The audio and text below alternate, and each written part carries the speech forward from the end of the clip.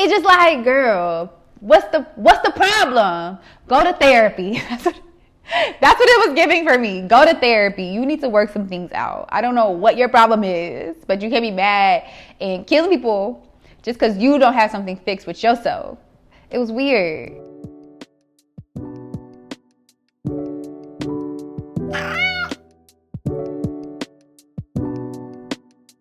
Hi, hello, and welcome to the Cozy Little Book Club. I'm your host, Taylor. Thank you so much for joining us today. This is the last week of our spooky, creepy, eerie book reviews. And I have saved the most goriest for last. This book is gonna get dirty, gory, graphic, visceral, bloody. It's gonna get into that. So I do want to say that this book may not be for the faint of heart if you're not into gore. The book that I'm talking about today is the internet popular Maeve Fly by CJ Leede. So I posted about this book maybe 2.5 weeks ago, just so that you guys could get a jump start on the book and hopefully finish it with me in time for this review. So hopefully y'all are caught up because we're about to dive in right now. I can't even do that anymore. Okay, that was so sad. And because I read this book physically, I do have the physical book and I wanted to show it to you. So boom, here it is. This is Maeve Fly.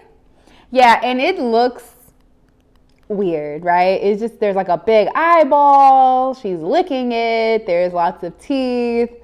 Oh, well, actually I kind of understand the rows of teeth now. Yeah. Okay, well, anyway, yeah, this is the book. This is the book cover. And something else I really did like about the book was that, like, there's like a little fly on like every chapter. See, like, you can even see it right here, the little fly. It's very cute. Yeah. I mean, it's cute for a fly. if you're into that. So there's that. But yeah, that's the book. So before we move on with that intro, I should say that there are definitely trigger warnings. There is gore. There is torture. There is very graphic death and killing and drugging people and guts. And this is for sure probably the most real horror book that I've read. I'm realizing, and that's the beauty in reading, I'm realizing that what I thought was a genre that I'm interested in, it's not that I'm not interested in that genre. I think if I'm going to have guts and gore, it needs to have like a psychological aspect to it, like a thriller, a suspense, you know. And I think that people would definitely say that this book has those things. But yeah, let's just get into the summary and then we can get into the book. But yeah, this book has a lot of trigger warnings, so do be mindful of that. If you're not into gore, if you're not into those kind of intense and hardcore things, I would not recommend this book. It is gory. It is gory, okay? So be warned. All right, Boo's here again. Let's see how long he lasts. But anyway, the story starts off with 27-year-old Maeve who plays a Disney princess at Disneyland.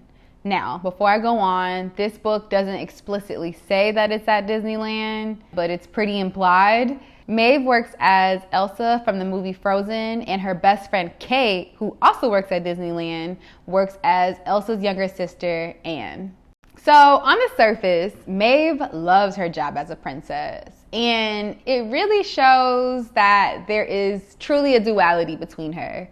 While she loves being a Disney princess who's super cheery and bright, she also has a very looming and dark side to her as well. While she and Kate, an aspiring actress, lurk in the shadows of LA by going out, drinking, and hanging out with some pretty surly characters, Maeve finds joy, true joy, in the simple things. The simple things such as watching old movies, watching gay porn on her VCR, and getting off to some pretty volatile videos of rabbits being hunted by wolves. She also finds joy in ruining people's lives by forging friendships online and getting them to reveal their inner, deeper, darkest secrets and then doxing them for them to be pretty much slaughtered online. It's a definite 180 from this cheery disposition she has as a Disney princess. So it's very peculiar. We don't get much of a backstory from Maeve, but we do know that she lives in LA and she is obsessed with Halloween and all things macabre. So much so that she actually pays a bartender at her local bar to play Halloween music anytime that she's there.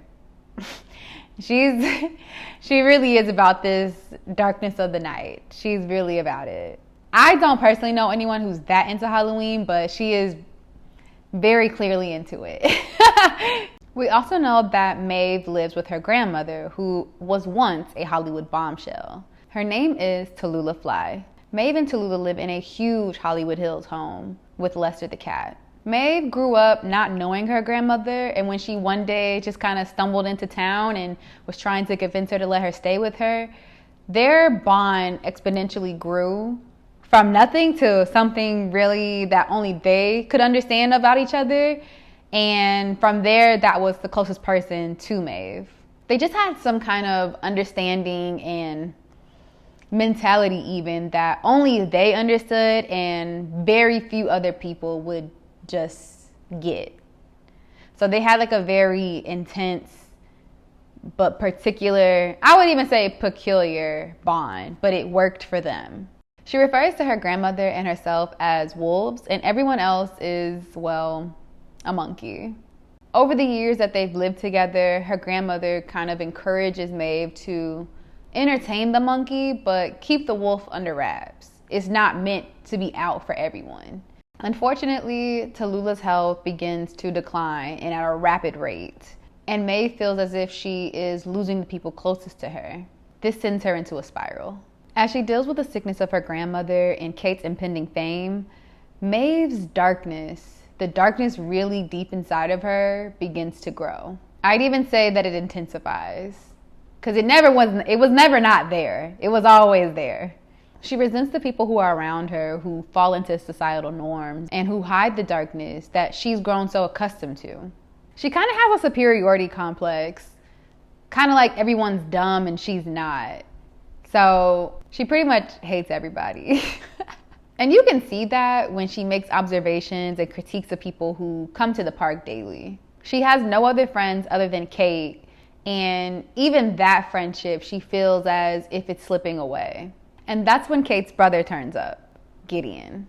Gideon is Kate's younger brother who is a professional hockey player who just moved to LA. When they meet, Maeve is really uninterested in Gideon and thinks of him as like some dumb athlete. But when they start to communicate and commingle with each other, we see that he ignites something in her. Is it for the good? Is it for the bad? We don't know. And despite her usual disdain for people, something about Gideon feels very familiar to Maeve, and she can sense his darkness that he has within himself. Gideon encourages Maeve to embrace her darkness, and that soon begins to over the very little light that she had. And it ends up being kind of like a downward hill kind of situation. Question mark? I don't know. Just give me a minute, I'll come back to that. Ultimately, things unravel quite quickly, and Maeve, who is typically calm and measured, begins acting out her deepest, darkest, most violent fantasies. And just like a wolf, she's on the hunt for more blood. Things get out of control, and it kind of reveals some of her own character flaws within herself and what life she's supposed to be living. The climax of the book is a chilling show of what happens when you let your darkness unveil itself in a wild way.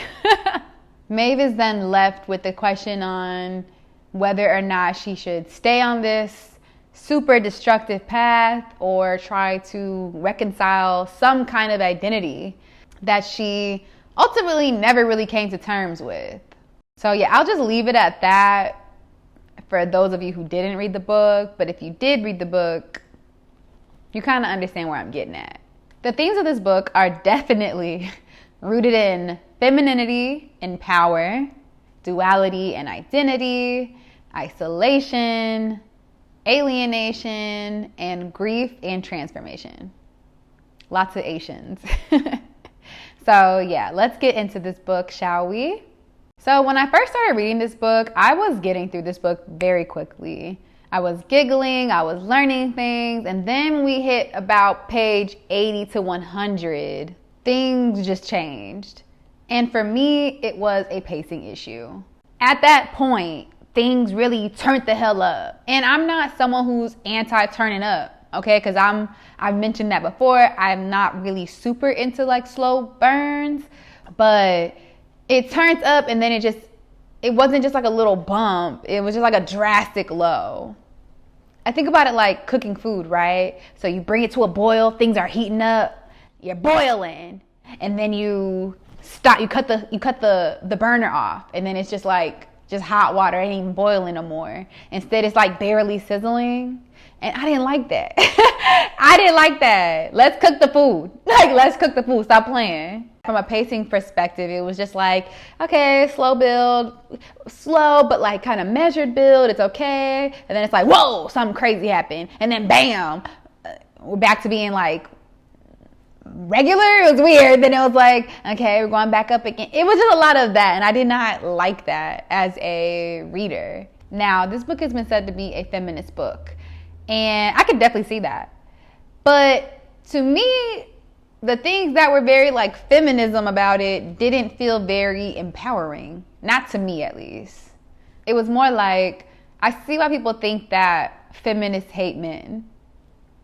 And I feel like maybe that's not what she wanted to get off, but that's how I felt, okay? So like I said in the story, Maeve doesn't go into her background. She deems it pointless. Which for me, I don't agree with that. It felt kind of lazy for me. And that's just coming from the perspective of someone who is very curious. So it's like, what makes her have this much darkness? No one is just going to be a full beacon of light. Everybody deals with things. But it was just, what was it that made her so deeply rooted in that and so connected to that part of herself? Like, what was it? Was it, and I say all that, and then I kind of understood, because she had some times where she would have these internal kind of feminism monologues in her head, and some of the things she said, it made sense as to why they didn't get into the background of her. And so I'm going to read something that she said in the book. Where is the savagery in women? Where is the barbarism? I have never understood, and still do not understand, the notion that a woman must first endure a victimhood of some sort, abandonment, abuse, oppression of the patriarchy, to be monstrous. Okay, so like, I get it. You don't need to have a backstory to be crazy. Sure, if that makes you feel empowered, like, go for it, girl, I guess. Like, I don't know, it was just like a weird flex. I don't know, it wasn't doing it for me. And I feel like for me, with my issue with the pacing, I feel like that would have sustained some momentum for me, rather than like the immediate drops. It would have had like, okay, we're lulling along, blah, blah, blah, blah, blah. It's not like, I don't know. That's just a personal opinion. So that was an interesting choice. Choices were made for sure. And another thing, I don't personally need to murder people to assert my femininity. And yeah, see, and that's why I'm like, okay, I need to know the thought processes, because how does this thing mean this thing? So my perspective of reading this book, it just really felt like Maeve really didn't know herself. And because she was frustrated with that or whatever, she felt rage, and she really didn't know how to put that rage out in a positive way. Again, obviously this is fully a horror story, but her horror just didn't, her rage just, I don't get it. And I would like to get it. I would love to get it. And I just didn't get that. And I just did not get that from this book. And so I was just like, okay. And this is one of those books that the internet people would love to deem as feminine rage. And I believe that. It is definitely feminine rage. And don't get me wrong, some of her anger and her pettiness definitely made me laugh. I definitely, like the first third of the book, I was cackling. I was cracking up. I was laughing. She had some interesting commentary and they were funny. But then it just got real weird real quick. But it just like, it was weird real quick, but for what? Like, I don't know. And I don't know. It just felt kind of like, I don't know. Sometimes Maeve just felt lame to me because she was trying so hard to reject everything, right? I don't do this. I don't like that. And trying to be this super smart, deep, dark, twisted person. It just felt very lame to me. And then also her just being this rich white girl in LA. Like, what are you mad about? I know that people deal with things, but like, if you're not gonna give it to me in the book and tell me what she's mad about, how could I empathize with her? Maybe that's not the point of the book. Maybe that's not what the author's goal was, for me to empathize with her, but I just didn't. And I'm just like, you're just unlikable. I don't like you. And you're just complaining and you're like purposely being isolated, and then you're mad because you don't have anybody around you, but you definitely made a choice to not like anybody. It's just like, girl, what's the problem? Go to therapy. That's what it was giving for me. Go to therapy. You need to work some things out. I don't know what your problem is, but you can't be mad and killing people just because you don't have something fixed with yourself. It was weird. But again, we don't know what she went through, and I guess that's the whole point. It's like, who cares what she's been through? I'm a mad woman. I could do crazy shit because I'm a mad woman. I just feel like, is that what feminism is to some people? And it's not a critique on how people feel about it. It is honestly interesting. Like, I guess from a sociological standpoint, people have various definitions of plenty of things. And so people kept praising this as a feminist book. And I'm just like, in what way is this empowering? And when I think about feminism, in the way that I would think that people want it to be, I just feel like that just wasn't what it was. And she's just being some weird, dark bitch. I just don't know. Just being a creepy bitch. I don't know. And then you know who else didn't with Maeve? Lester the cat. And I'm gonna with the cat because the cat was there riding for Tallulah. And I'm gonna leave it at that because it would give away some parts of the story. But Lester the cat didn't with her, and I don't with Maeve either. And also, let me just throw this one last thing out about Maeve. Reading this, I felt like how I felt when I was in college. I think I was in college or before college. I think it was definitely in college. I was watching this show called Weeds. It used to be on HBO. Weeds is a show about this white suburban mom whose husband died, and to upkeep her lifestyle, she starts selling weed to her neighbors, and she just makes all this money selling weed. And I'm gonna be honest with you, I really liked that show the first few seasons. But then it just got to a point where it's like, even for a white lady, you're just getting away with too much shit. It's just not believable at this point. And so now it just feels ridiculous. And I felt that way about her. Like Maeve, she out here killing people and is splattered in blood. Splattered in blood. Swallowed up. Have you ever been swallowed up? Walking around normally. Now, I will say that this book is set in October, so that it is like a Halloween feeling. That makes sense. But even then, you walk around with blood, nobody's looking at you two different ways. Little do they know that's somebody's actual blood, somebody's actual guts. Like, people are complimenting her, and I'm just like, this could only happen to a white woman. So again, that's how people know that feminism isn't for everybody. It's not equal for everybody. Because ain't no way. You know what I'm saying? It's just weird. It's just real weird, and it's very privileged. Now, I'm just going to briefly mention Gideon because I don't think that he was anybody super exciting. He was very meh to me. They had this love story thing going on that was kind of intense and kind of intriguing at some points, but then it just kind of got annoying because of Maeve. Because of Maeve. she was doing this back and forth thing, and I'm just like, okay, girl. And like I said, there really wasn't much to like go deep into Gideon for real, but he did have this question for Maeve, and I thought that was a really interesting question. It was at a time when they were in the ice rink, and this is where Maeve really gets that Gideon can see her for who she is. Some weird, sick. But he can see her for who she is, and one of the things he asked her is, you know, where do you put your rage? What do you do with it? And at this point, Maeve has already in her head said that this is a dumb man sport, and it's just kind of barbaric and brutal, and it's not very smart. You know, she talking shit. So for Gideon, he releases his rage and his anger out on the hockey rink. He releases it on the rink. And, you know, I don't know if y'all have ever watched hockey. Hockey is a tough ass sport. But yeah, so Gideon gets to like beat people up on ice, and she does nothing. She just kind of ruminates in it, and it just stews inside of her, and he can see that. And he wasn't really trying to go in on her about it, but it was more so like, how do you contain this? How have you been living with this for so long? Like, I see you. How have you been functioning? And so he was curious about that. And I thought that was a really interesting observation and a really good point to ask her, because she keeps mentioning that throughout the book. She's like, I'm upset, I'm angry, this is rage, this feelings, rage. And it's like, okay, girl, like, what you gonna do constructively? But it was not constructive. She was killing people.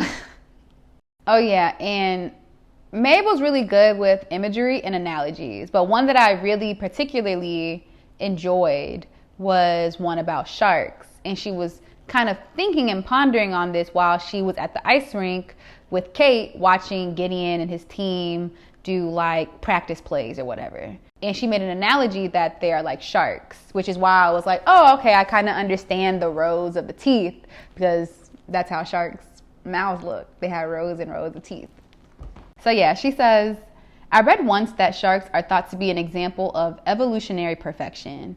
They've been honed over 450 million years into simple, efficient, optimum predators. They may not outsmart some mammals, but who needs intelligence when one is a sharpened and biologically perfect killing machine? This is a very interesting factoid, but also just kind of bizarre to think of that. But I think when she said that, she was looking at these hulking men just skating around and gliding around on ice very beautifully, very gracefully, but still being these fighting, rough men. And so I think that's what she was kind of getting at. I don't know if she thinks that all men are stupid, but it's clear to me throughout this book that she thinks plenty of people are stupid. Men and women, theys and thems alike. It doesn't matter. Everybody is stupid to me, and she is the smartest. And I have another kind of long tidbit about this. I did think that Maeve's analysis of LA and the Hollywood scene were very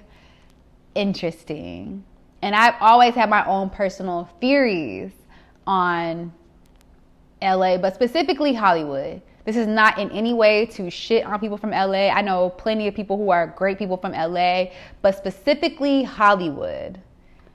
It's very interesting energy out there. It's very heavy, okay? It's this place that's known for glamour and ritz and flashing lights, but beyond those flashing lights is very much a dark, looming energy. And I'm not just saying that based on just my experiences. I've talked to people and they're like, yeah, I get that feeling too. It's very heavy, very weird, very strange, very eerie, very dark, right? So hold that thought. So I'll give you an example. In my own experience, I went and I visited LA and Hollywood, and I was doing my own thing. And, you know, I love museums. So I went to the museum, I went to the observatory, I did all the touristy things. And I was looking at some other things that my cousin had recommended to me, people I had met out were recommending to me, blah, blah, blah. But one thing that I kept seeing over and over again were just decapitated heads. To some people, that might not seem like a big deal, but like, it's weird. Like, what are y'all trying to say? You know, it's just a very dark energy, because you're at the observatory, you seeing I counted it. It was like 4 or 5 decapitated heads at the museum. That's art, so that's subjective, and that art can travel. Lots of decapitated heads. Some of the infrastructure got some weird symbols, okay? I get it. It's Hollywood. It's supposed to be, you know, but it's something there. And I'm not just making this shit up. I mean, you see all the things that are happening and coming out from the depths, from the shadows of what's going on, all that weird shit. These celebrities, these people going and taken down. Like, it's an interesting and very peculiar energy. And so Maeve's love-hate for it is interesting because she's super dark and she's super weird and leery, you know? And while she hates all the superficiality of it, which is another energy in itself. While she hates that, she loves the darkness of LA. She loves the darkness of Hollywood and the things that creep in the shadows. She's actually drawn to those. She is the one in the shadow. So it was very interesting to me, her love-hate of this all. I thought it was very interesting and very telling to who she is. The very little that we do know, other than she's crazy.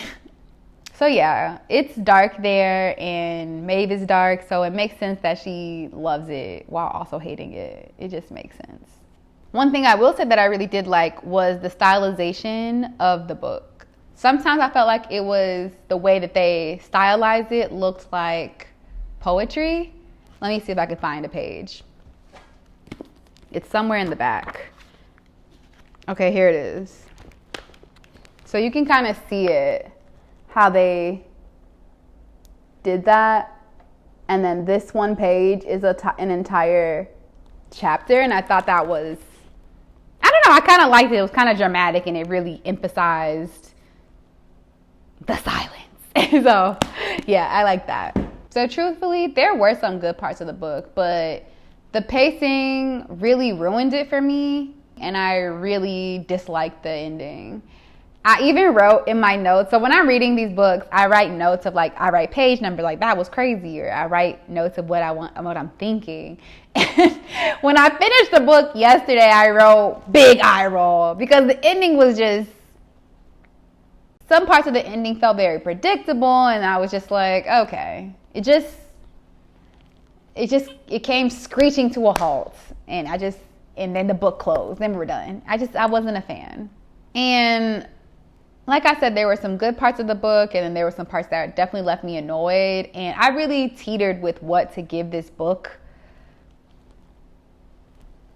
what rating to give this book. So I'm going to say that I'm going to give this book a 3 out of 5 golden bookmarks. And that also emphasizes why A Certain Hunger should have been a 5. And so again, A Certain Hunger, 5 stars. Maeve Fly, 3. So I saw this book on the internet a lot, and I'm not going to blame the people of the internet who hyped this book up, because typically I don't read books when people read them anyway, because I do the same thing with TV and music. Like, I want to take my time with it, and first I might be doing something else. That's why y'all see me reading all these old books from like the early 2000s and the 90s. But not that I don't read new books, but I just like to take my time with it. And when people were talking about it, they're like hyping this book up. Oh my God. And I just was like, this is not giving what y'all was making it out to be given. No. And also, I don't want to be biased by what people are saying about the book. So I wasn't reading or listening to anybody's opinions on the book. I just see some and they're like, oh, this is a creepy book. And with it being October, I was like, okay, let's get to a real creepy book, a real horror. And yeah, the book was I just felt very underwhelmed. And I was so annoyed when I was done with the book. I really was just irritated. I was not having it. Was not happy about it. Very meh. But, you know, everybody has different perspectives of the book. Some people really loved it. And, you know, the books that I read, y'all might not like that too. And that's okay. I just thought I'd give it a try. And it was just all right. So with that wraps up another episode of the Cozy Little Book Club. Thank you so much for tuning in. I really appreciate it. If you've made it all the way to the end, please leave a little stack of books emoji. And if you've read the book, please let me know your thoughts. I really would like to get some dialogue going for this book because it was so... I feel like interesting is my word, but it was very interesting. And I would be so interested to hear what you all say about it. Especially I want to hear from the feminism girlies, because I want to know, what does feminism mean to you? And did you feel like this book was empowering? And if so, why? Because I just want to have better understanding, and I just want to have different opinions that I can, listen to and be open to. I would really like to hear from y'all. And be sure to hit that subscribe button and that notification bell so that you know when we drop a new episode each week. And be sure to follow us on all socials at Cozy Little Book Club. Thanks again for dropping by. I really appreciate you. Tomorrow is Halloween, so go out, have fun, and be safe. And remember, when you open a book, you open your mind. Until next time, peace.